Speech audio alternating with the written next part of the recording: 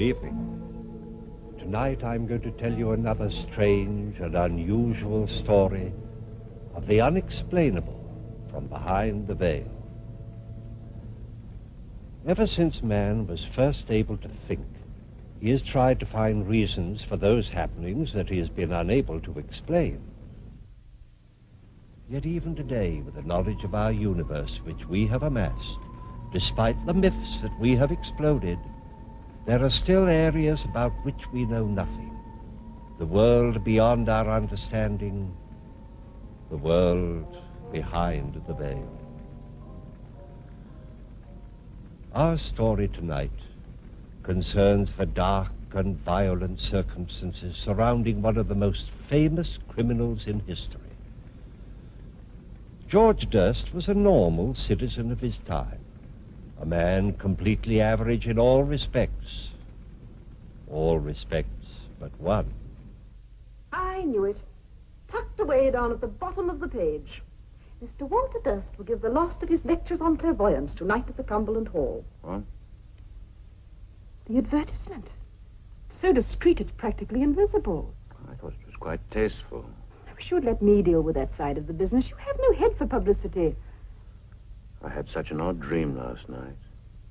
Not black horses again. I couldn't stand another funeral. It was most frightening. I wish I knew what it meant. Good heavens, they've discovered petroleum in Cheshire. Judith, please listen to me. Walter, I am sorry. I didn't realize you were so upset. Last night, Judith, do you really believe I somehow have an ability to see into the future? Good heavens, dear, we know you do. I mean, some people are left-handed, others have perfect pitch. It's happened and you before, hasn't it? Time after time. The fire in the hotel at Bournemouth, the diphtheria epidemic. Walter, what is it? Judith, last night I saw murder done.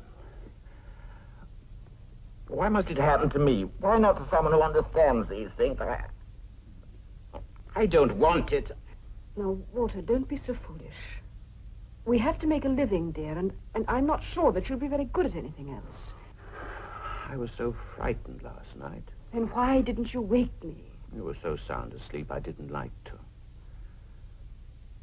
Just after I went to sleep, a most odd feeling, as though something were trying to get inside my head, something pushing and probing, and then an odd sound like nothing I'd ever heard before, and then the picture, misty at first, the buildings all blurred, and then all at once it came quite clear.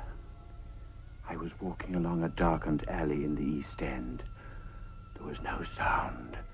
I could hear nothing but my own breathing. I wanted to save the woman, and at the same time I knew I couldn't stand to see what was happening.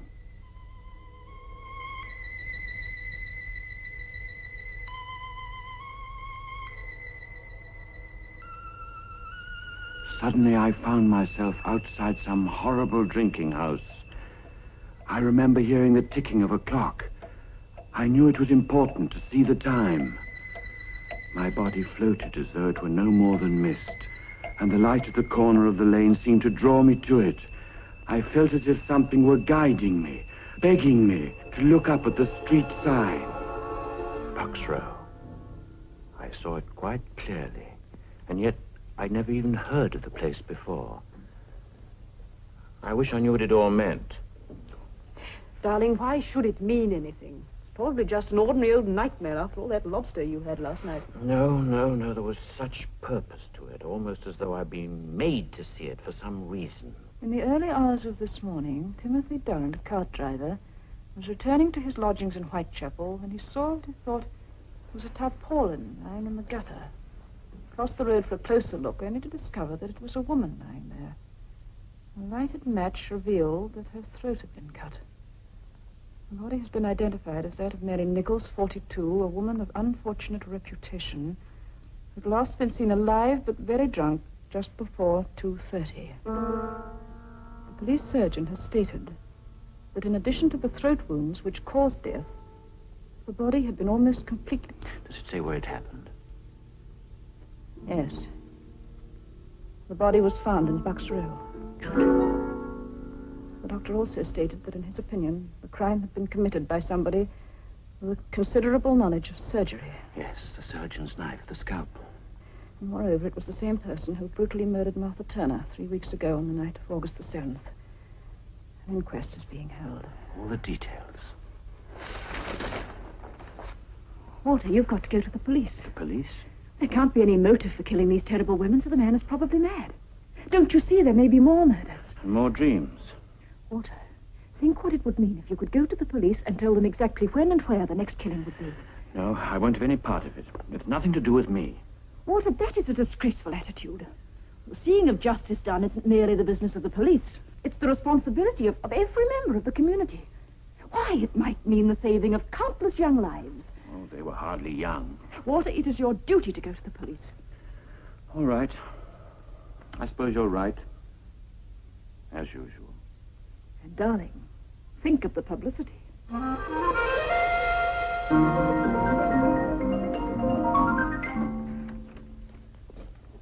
Yes, sir. Oh, good morning. I want to see someone about the Whitechapel murders. Oh, what connection? Well, it's rather a personal matter. I'd prefer to see whoever's in charge of the case. Right, a name, sir? Clairvoyant. Yes? You're new, aren't you? I beg your pardon? You haven't been in before. No. Well, Inspector McWilliams in charge of the case. I'll tell him you're here. Let's see if you don't mind waiting a while. I mean, all those people A have... lot of money, sir. Brought them all out today. Gypsy Jim, One-Arm Nell, and the old lady with the crystal ball. She can tell us the identity of Jack the Ripper for a mere £50. Jack the Ripper. Well, that's what the newspapers have tagged him. Oh, we have them all, sir, especially on a case like this. But, Constable, I assure you I didn't come here because of any reward. Last night in a dream, I saw the exact circumstances of the Bucks Row murder. Several hours before it occurred. The time, the place, everything. Now, sir, you look a nice, sensible sort of gent. You know, the wife had the same trouble.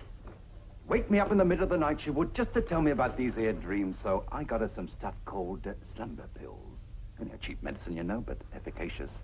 Very efficacious. Never had any more trouble with her since. Thank you, Constable. I assure you'll have no more trouble with me either. Good morning. Emily, don't lag behind. I wish to see someone about Jack the Ripper. My little girl has some information I know will prove invaluable. Have a seat, It Mama. happened yesterday afternoon during my usual Tuesday sales. Emily was in rapport with Liati, her little Aztec friend, when suddenly there was a swirl of orange ectoplasm. A ghastly grinning face appeared. Charlatans! Charlatans! The city of millions, once teeming with life after dark, now becomes silent and deserted with the setting of the sun. Children are off the streets with the beginning of nightfall. Women go nowhere unless accompanied by their men. Doors are locked, windows boarded up. London becomes a city of panicking individuals, no man trusting his neighbor or friend. Newspapers demand in their boldest type the apprehension of this mad killer. The rewards mount. Every available police officer is on duty. Groups of men, self-appointed vigilante committees, hunt through dark streets and back alleys. But to no avail. The man they seek might well have been a ghost.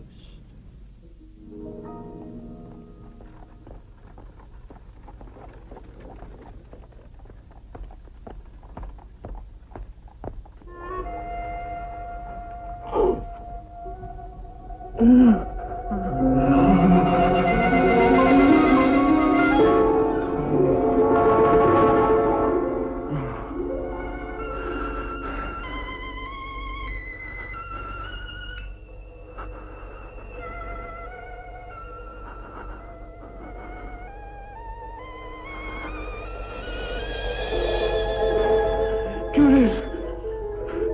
Judith! Judith! Walter. Look! Look at my hand! Look! It happened again. Quite suddenly. I saw the body. He'd cut an ear off. It was lying in the gutter. I picked it up. You see, the blood's still on my hand. Walt. No, I won't wipe it off. They can see it at Scotland Yard. It's a manifestation. They'll have to believe me. Walter, it's your blood. You must have What? dug your nails into the palm. No. I saw it, though. There was a red flower in her dress. And she had a bunch of grapes, and she was still clutching the bunch of grapes. My dear, you must eat something before you go. Go? Where? Oh, no, not the police. They'd only laugh at me again. Then we'll have our dinner and they can laugh at both of us if they want to. I'm coming with you this time.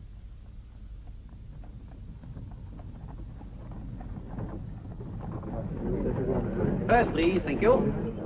2 pennies. Yes, madam. First, please. I think I've got some pennies.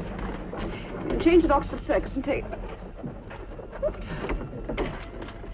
He's here. I can feel it. Somewhere quite near. Oh, what are you talking about? Jack the Ripper. He's here on this bus.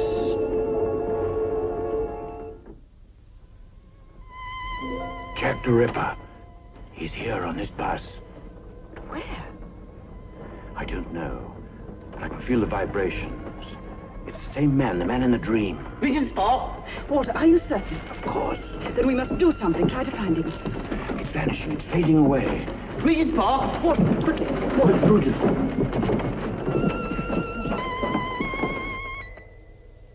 No, Judith. It's madness. It's too dangerous. There, going into the park.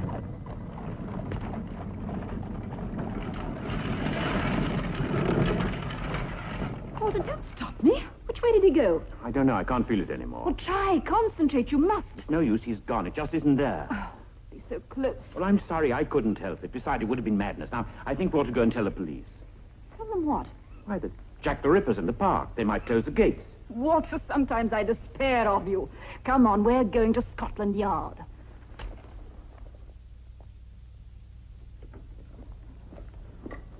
Oh, I didn't expect to see you here again, sir. I want to see Inspector McWilliam, isn't it? He's busy. We're trying to find someone called Jack the Ripper. Perhaps you've read about it. The constable. Walter, let me. Constable, today is the 30th September. It is. And it may be remembered as the day that Jack the Ripper committed his 4th murder. That is, if you just stand there and do nothing to prevent it. Ma'am, I had my orders, that's all. But please, you must let me see the inspector now. This afternoon, I had a vision of a murder that I know is going to take place tonight. You must understand, we can stop it, otherwise the blood will be on my hands as much as... Walter. So a woman will be found dead tomorrow, with her ear severed from the head. What did you say? I saw it in the dream. The ear was lying beside her in the gutter. Constable, this way, ma'am. I'm Inspector McWilliam. What's all this about a dream? My name is Walter Durst. I'm a professional clairvoyant. Perhaps my card will do. Now, what did you dream? Well, I imagined I was walking along a lane in the East End. There was a woman. Her throat had been cut, and the ear was lying beside her in the gutter. It's not the first time, you see. The night that Mary Nichols was killed, I saw it just as it happened. The time, the place. When did you send the note? What? The note you received this morning. Oh, I haven't sent any note. I have been here before. The constable will tell you. I'd like a specimen of your handwriting. Sit down, Mr. Durst, will you? Oh, I don't see what my handwriting's got to do with it. Please write. Well, what shall I write? Just 3 words. Dear old boss. Dear old boss. I wish you'd explain. Mr. Durst, you didn't by any chance dream the location of this murder? No, not this time, but I'm sure What do you mean, could not this time? Well, I told you, the other dream, the night that Mary Nichols was killed. But you didn't write to us last time. I don't know what you're talking about.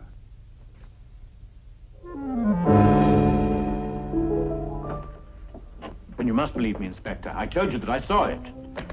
No one knew of this letter except the men in my office and the man who wrote the letter. Did you write this letter? No, I didn't write it. I didn't. Judith! Judith! You will be kept in custody until we can make further investigations in the morning. Please let me go. Don't you see what you're doing? That's enough. Come on. But the woman, I saw what he did to her. You couldn't tell it was a human face. You could save her. Perhaps I have. Please. Please let me help you. Aye, Constable. Well then, God help you.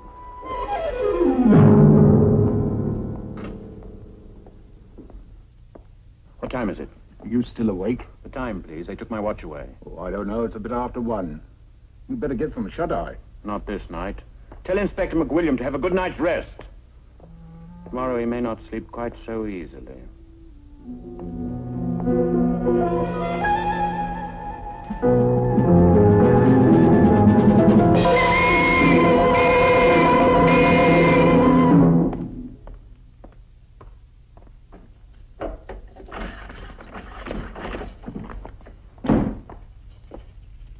right. They want to see you at the yard. Can you hear me?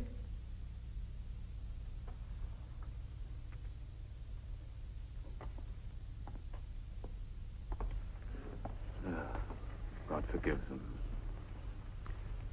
Forgive them.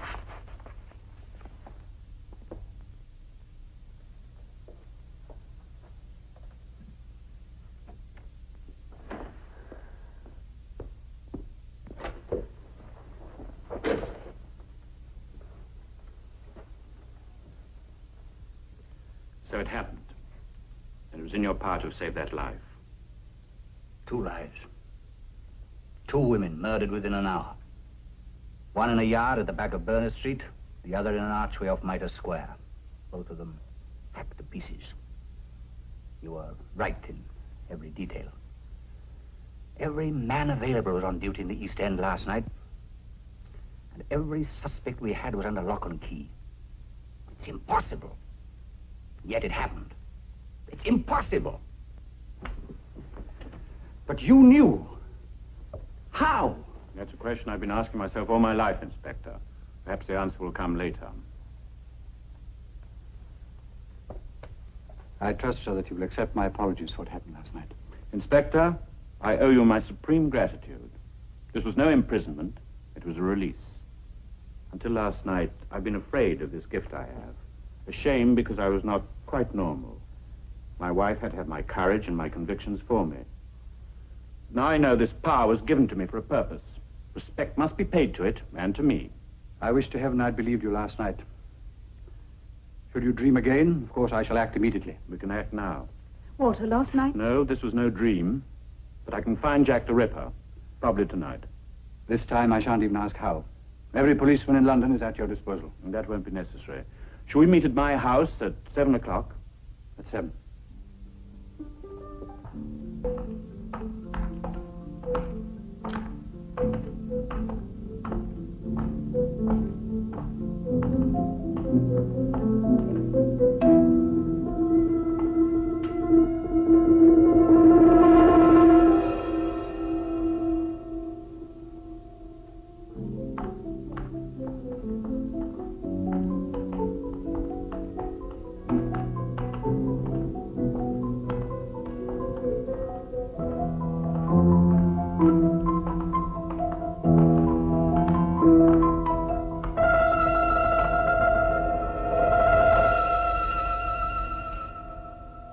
This is where the Ripper lives.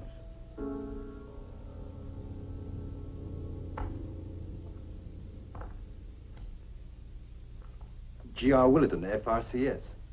Do we knock? I don't know. I don't think we can wake them at this late hour. This is where he lives. It's incredible. A large house in Harley Street, FRCS. Fellow of the Royal College of Surgeons. Inspector, there's a dog lying at the foot of the stairs. Seems to be light on, sir.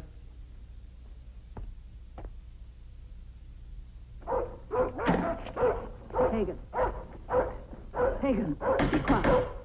Stop barking. Yes, what is it? We're from Scotland Yard. I'd like to speak to Mr. Willardon. Who is it? Mrs. Willardon? Yes? I'm Chief Inspector McWilliam, Mr. Durst. I'm sorry to disturb you so late, but we should like to ask you a few questions. I must ask you to leave. It is very late. Mrs. Willardon, this concerns the Whitechapel murders. It would be very easy for me to get a search warrant. The police? Mr. Willardon? No. My name is Hatherley. I'm Mrs. Willardon's doctor. May I ask the reason for this visit? I would like to see Mr. Willardon. That's impossible. Will you come into the library, gentlemen?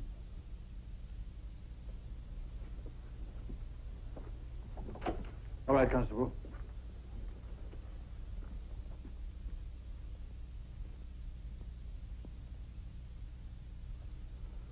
The funeral is tomorrow. I'm sorry, Mrs. Willardon. When did this happen, Doctor? Cerebral hemorrhage late yesterday afternoon. You can understand why Mrs. Willardon is very distressed. I should like to see inside. Inspector, this is outrageous. I insist you take your men and leave this house instantly. Did you sign the death certificate, Doctor? I did. May I see it, please? It's not here, it's at my surgery. Why did you come here? We have reason to believe that your husband knew something about the Whitechapel murders. Why? I am not at liberty to say. You think he's Jack the Ripper? Mrs. Willardon, I'm here to ask questions, not make accusations. This is a strange... Did you notice anything unusual about your husband's behavior these last few weeks? Mr. Willardon has been ill I'm for some... talking to Mrs. Willardon. Will you please answer my question? You know, don't you? You know. Myra. Of course they know. Don't be such a fool. Why else would they have come here? They followed him. They saw the blood. Blood? Mrs. Willardon is hysterical, you understand? What blood? He was wearing his new coattails, wasn't he? I was standing on the stairs when he came in. Blood. All over his white waistcoat. Myra, I beg you. It doesn't matter now.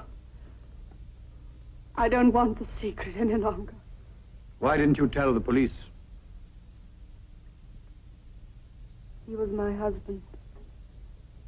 I loved him very much once. He was so gentle then.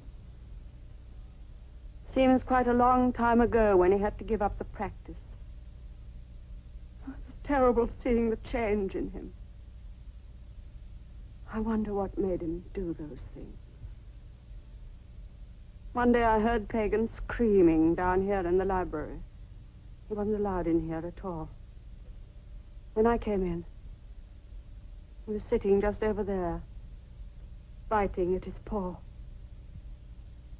There was a hatpin right through it. He used to love the dog so much, too. And there were the bats. You know that he paid boys off the street to catch bats for him. They'd bring them in a bag to the back door. I saw once what he did with them. He dipped them in paraffin and lit them, so that he could see the poor burning things go flapping round his head, and he'd clap his hands and laugh like a child. Then at night, he began to go out.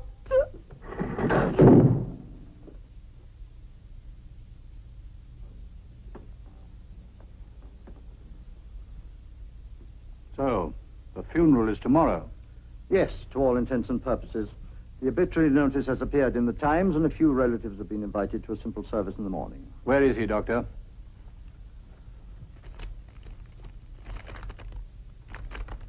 A certificate of insanity. Yes, Willardon was sent this morning to an insane asylum outside Edinburgh. May I keep this? You will find it registered and in order. You realize what this means? Yes, of course. Yes, once certified and committed to an institution, a person is beyond the jurisdiction of the courts. Not even the law can touch Willardon, no. Well, there's nothing more we can do. No, it's better. We should never know. And now, if you'll excuse us, Inspector, it has been an agonizing ordeal for Mrs. Willardon, and she has to rise early in the morning for the funeral. Inspector, is it a terrible thing to hope there will be more murders in Whitechapel? Dr. Willardon was beyond the reach of English law. His guilt or innocence could never be proved. But strangely enough, the slaughter in Whitechapel ended that night. Jack the Ripper never claimed another victim. But what of Walter Durst? How does one explain his gift of precognition, his ability to foretell the future? How could he foresee in such detail the victims and the circumstances surrounding their deaths? He'd never seen any of the women involved. He'd never even been to the places where they met their death. And most of all, how was he able to lead the police to a man he did not even know existed? There is no explanation known to us, but this we do know. On that night, over 70 years ago, ended a reign of terror unlike any known before or since. Please join me again for another journey into the world of the unexplainable which lies behind the veil. Good night.